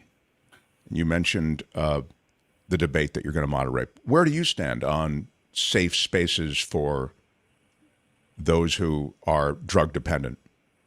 I'm very clear about this, Mark. I don't want to see anybody die, but I don't think it's safe spaces we need. It's medical facilities that can treat this as a medical problem and who can intervene on that basis. So you don't want to, excuse me, pardon me for interrupting, but you don't want to then enable the addiction. You want interdiction. You want to stop the addictions. Okay. That's exactly correct. Okay. That is exactly correct. I have a cousin who was a heroin addict who went through this whole process. I have great sympathy for people, but I think that to encourage the use of drugs or to provide a safe space is something that I do not favor. At the same time, I wish that every hospital would have the ability to treat people who are coming through with major addiction problems. Take a walk on Mission Street. Take a walk through the Tenderloin, and you see the problem growing. And may I say one other thing? It's a terrible thing to say, Mark. We talk about safety involved in these things. The people who are addicted don't give a tinker's damn about safety. They want their fix. And that's the other thing. I would come down hard on the suppliers. I believe that the district attorney in this city has an obligation to pursue to the full extent of the law in order to prevent that. And but you don't feel, isn't that happening with the new DA now? There's been a change in leadership in the district attorney's office. Yes, but I haven't seen any substantial change. I happen to like her very much personally, but I can't attest to what her record is. When we were on that on KGO, we had her in regularly to talk about these problems. I think she's under siege as well. May I ask a simple question of all of our listeners? Even with the best of intentions, is there a way to solve the problem? I just heard Kim do a report on what's happening in Beverly Hills. This is a problem for the whole city and perhaps for the state. By the way, you heard that Gavin Newsom came out against those safe areas. London Breed is in favor of them.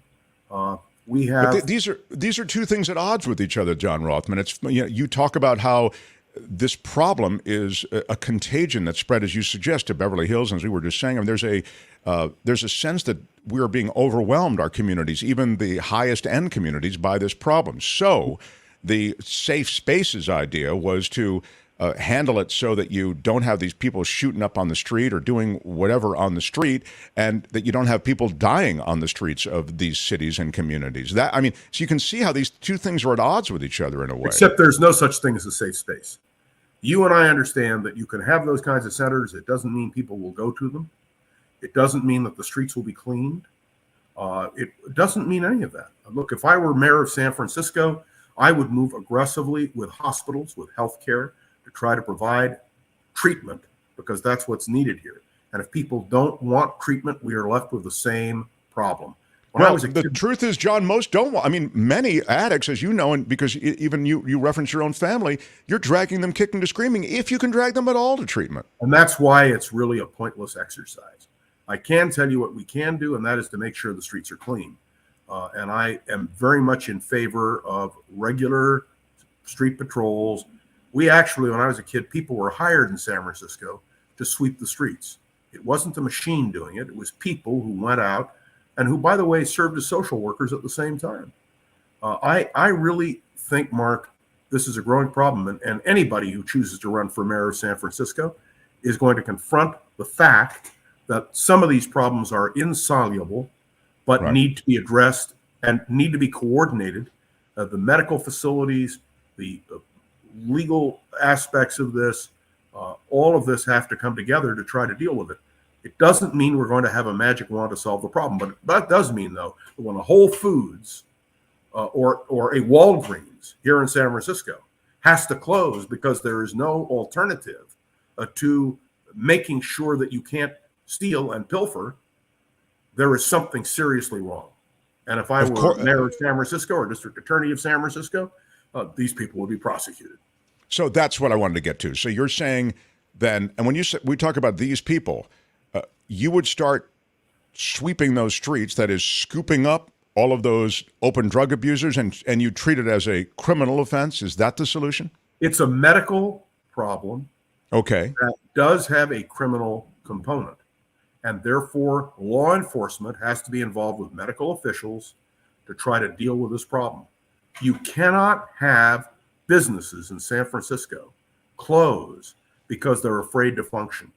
If you and I, if your wine were on a shelf and somebody could just come in and take it, that would not be good business. And thank you for putting it in terms that I can understand. And now all of a sudden this situation has touched me personally because somebody could jack my wine from Tenuta Vineyard. But let me... It is all personal.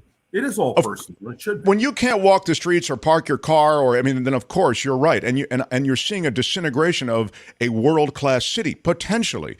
But again, to press the point, I feel as though we have an overwhelming drug problem in the city and not enough beds. If you treat it as a medical problem, okay, so you're just pushing the problem to hospitals. Great. There are not enough spaces in hospitals. I don't know the solution to this, and it's kind of a loathsome notion that you have these safe spaces for people to shoot up or do whatever they're going to do. To me, it makes my skin crawl, but we have to do that. But if you don't, and you're right, you got to get these people off the street, where do you put them? You've got two options, jail or the hospital, right? Look, you're right. And that's the reason why the problem is so tough. And anybody who runs for mayor of San Francisco and says that they can solve this problem is just plain wrong.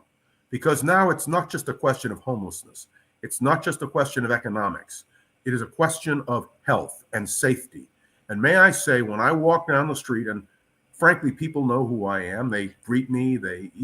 Some of the drug dealers know me, and they say, "Hi, John, how are you?" Oh my God! This is I've been a personality here in town for many, many years. I get it. Do you know who I am? I'm kind of a big deal. I've had people who've come to me and asked me to run for mayor, and my answer has been, I am willing to do anything to save this city.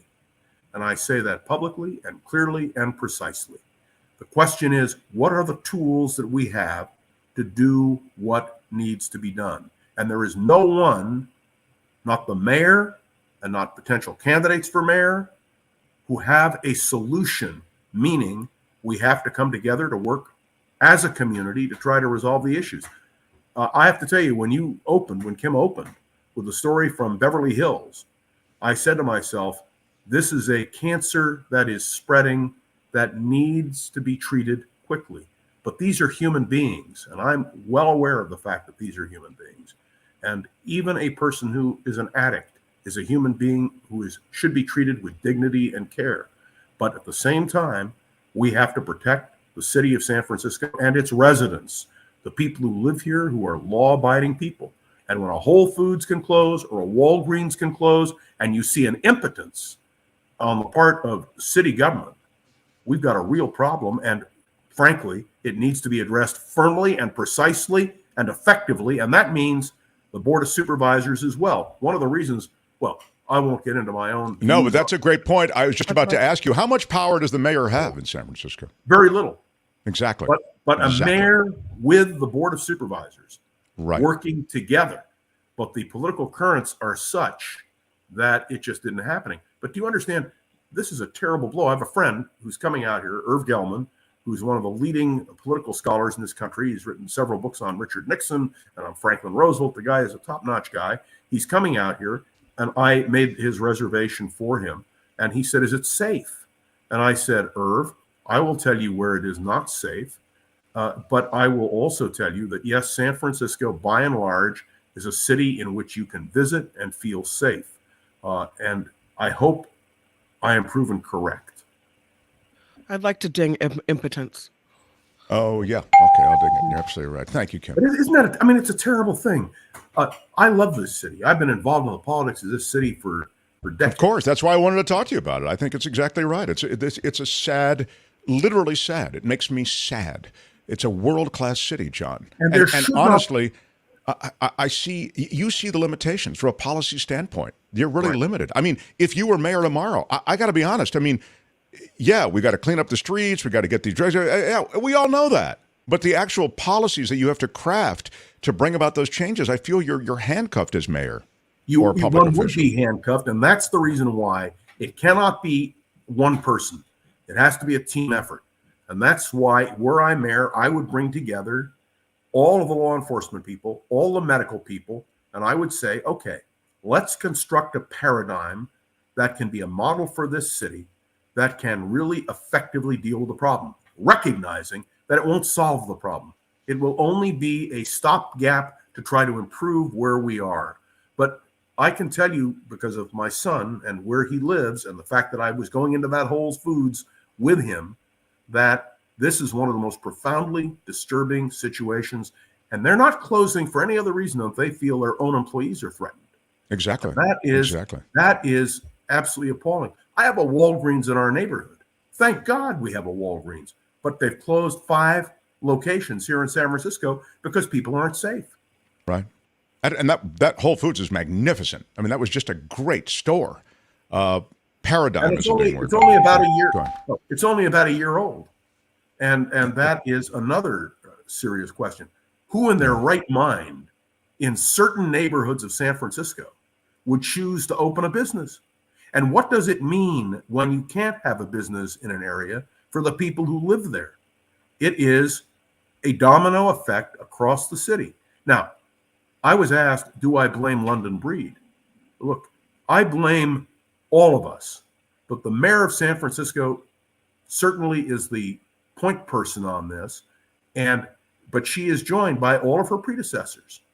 Right. All of them have wrestled with this problem. Gavin Newsom wrestled with it. Willie Brown wrestled with it. And it didn't just start with London Breed. Right. No, of course not. And it's a cumulative problem. It's when you look for someone to blame, it's very easy. But running for mayor of San Francisco, one recognizes the limitations which we all face. But John, it's a possibility. I may run just because someone has to confront the problem and talk to people frankly and honestly about it, and that I believe I can do. Well, I'll tell you something. That would be terrific. I mean, I'd love to see you in I think what you're talking about also in terms of putting together a coalition is what's required. It's just not a city where the mayor has a lot of power unless that coalition is formed. So I love that you've touched on that. In our last second, was there something I had to, let me put my credibility glasses on and I can read it. Drove over for an event to the city, first time there in a few years, witnessed a naked woman throwing her poo into the street as a pedestrian walked by. Yes, that's one of the, if that's all you saw, you didn't actually get a smash and grab also. If you weren't a victim of your stuff being ripped off, then I'm afraid we can't award any points. Yeah, but it happens all the time. Public defecation and public urination. I talk about it all the time. It's a very complex problem, and this city has to confront that problem or it won't function as a city. And that, to me, is the most disturbing. Look, you better get the Department of Public Works in and working with the people of San Francisco. You better get a real coalition of people who care. And let me tell you, I'm someone who's really committed to the city. If I were to choose to run for mayor, Mark, I recognize that I would be smart enough to tell people I'm not going to wave a magic wand and solve the problems. But what they'll get from me are straight answers and a real effort. And that's something we need to think about. I'd love to see it. I'd love to see. Yeah. I mean, when do we have a decision on whether you'll run for mayor? The election is in 2024, in November. So I have plenty of time. Somebody asked me the other day, when are you going to announce? I said, if I choose to run, I need a good 10 months before the election in order to really organize things. So I would look about the first of the year. Okay. All right. Well, you heard it here. That's strong. Man. Love it. John Rothmann as the mayor of San Francisco. Why not? A lot of support in the chat for you already. Yeah, you could start your campaign. Run, John, says Sharon. Yes, John, says Sayo. Huge in Japan. John, I'd move there just to vote for you. Wow. See? Yeah. Yes, John for mayor, says Calvin. And let me tell you, I'm very serious. I've been approached by people here in San Francisco on the left and the right who have said that they have confidence in me as an individual. But I recognize that not one individual can solve the problem. It has to be a coalition. And if I were to run, I would try to build that coalition. And let me tell you, the media would have access to me. I have no fear of the media. I think the media is essential. I want to put in a plug for KPIX. They did an hour last weekend on the problems in the Tenderloin. It's what provoked me to take a walk in the Tenderloin once again. It is that kind of exposure, that kind of knowledge that the people of San Francisco have to have about neighborhoods. No neighborhood is exempt from this. None. We have a park across the street from us. We had a homeless person in that park, and it was simply an indication of a broader problem here in the city. John, wish we had more time. Look forward to the next conversation. Really glad we got into this conversation as deeply as we did, though, because it's an intractable problem on some level, but it also is a problem that stares us in the face and has a radical, I mean dramatic effect on the future life in the Bay Area. Nothing can be intractable. For every problem, there is a solution, but I want to say it requires a team effort.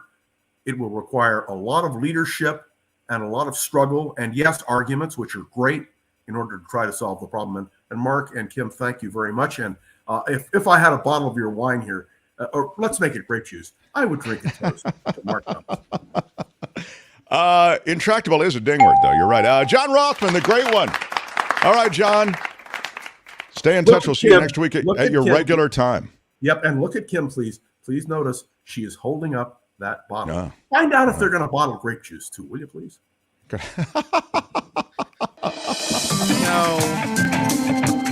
Oh, yeah.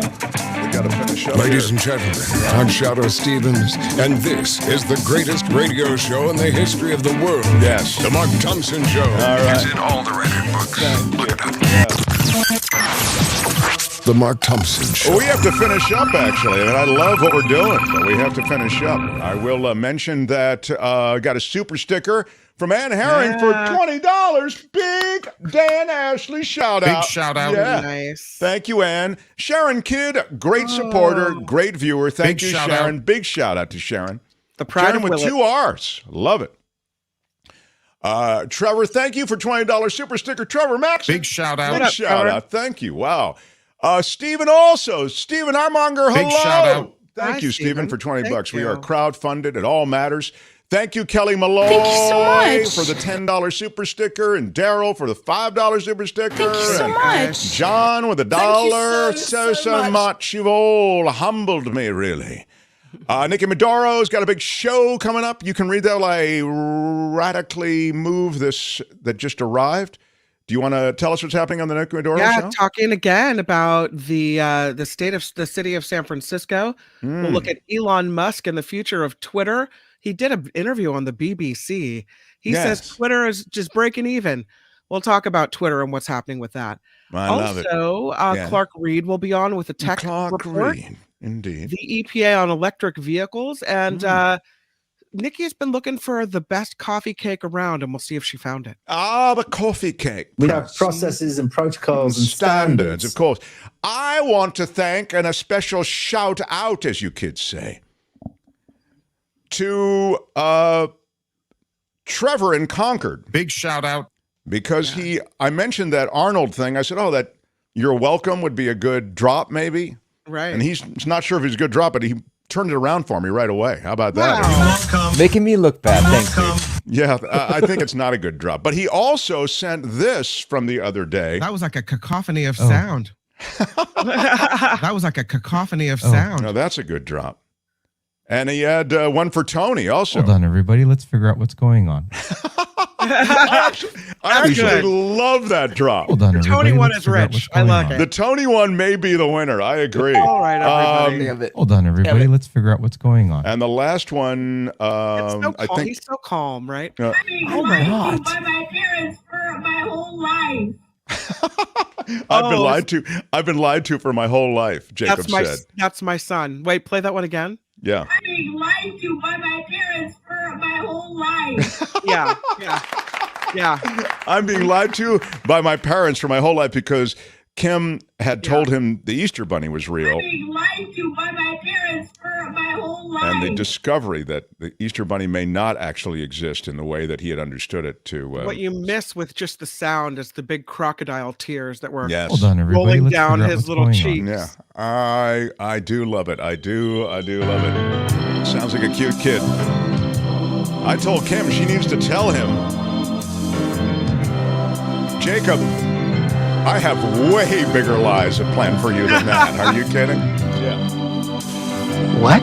I so appreciate the support that you show us, mostly through Patreon and PayPal, because those are the ways to sustain us on a monthly basis. But I also thank everybody who wrote in today with contributions on super stickers and super chats. That makes such a big difference too. And now, just you who subscribe, who share the show, who contribute to the show, who participate in the chat room, even if you're not a patron, even if you haven't made a PayPal contribution or whatever, I appreciate that you're here as much as you are and that you help buoy this show and take us to new levels. So thank you for that. Tomorrow, Kevin Pollak, the actor from Maisel, I'm joins Shadow us. Stevens for the Mark Thompson Show. Bye-bye. Belinda Weymouth with It's the Planet, Stupid, and David Katz on the law. Bye-bye. All of that tomorrow. We'll see you then. Till then, bye-bye.